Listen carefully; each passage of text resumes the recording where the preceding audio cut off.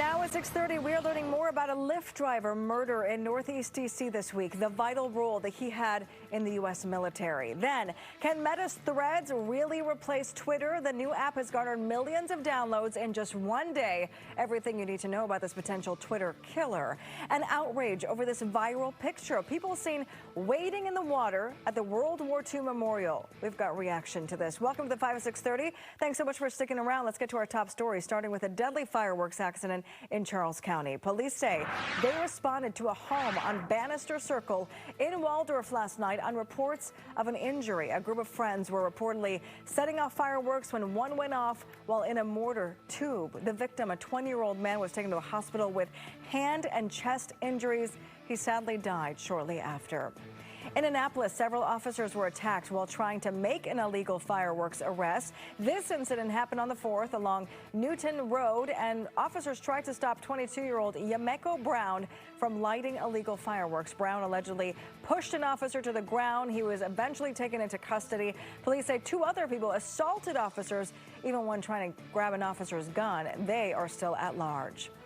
A final tribute for a fallen firefighter in St. Mary's County, Maryland today. A funeral was held this morning for 25-year-old Bryce. He died while battling a house fire in Leonardtown last week. The first floor of that home collapsed, trapping him under that debris. He served at the fire department at Naval Air Station Patuxent River since 2019. I don't have words for it. It's unfathomable how senseless this is. For somebody who came here for the express opposite reasons. To this now, an Army Special Forces veteran says he worked with that Lyft driver who was killed in Northeast D.C. on Monday on 2 tours in Afghanistan. Stephanie Ramirez also has this disturbing video showing the moments before this murder. Steph, so senseless, a life lost and a life who had served our country.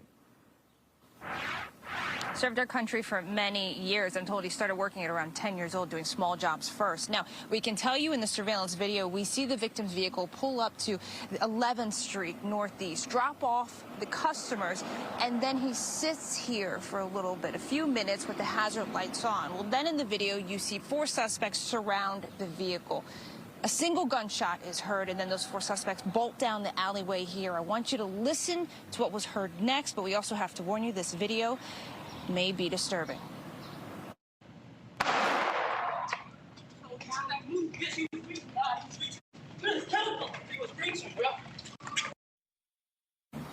In that Nest surveillance video, you can hear someone say, "You just killed him," and another voice replies, "He was reaching, bro." That line repeated more than once. The shooting happened a little after midnight Monday. The victim is 31-year-old Nazarat Ahmad Yar. I'm told, or I spoke with a U.S. Army Special Forces veteran. His name is Matt Butler, and he says that Ahmad Yar was his interpreter on 2 different tours in Afghanistan. He says the 31-year-old worked for nearly 20 years for the U.S. government, having grown up near Bagram Airfield.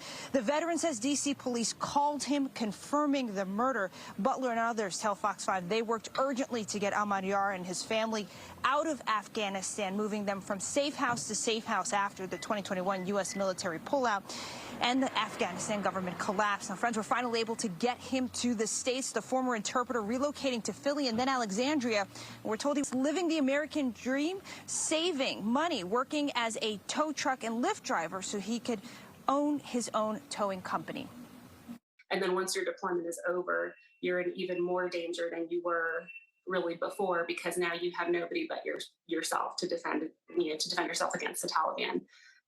That is really a huge sacrifice for somebody to make, and he was in a lot of danger in Afghanistan. So yeah, for him to come here and in less than 2 years after arriving in the States, is really devastating.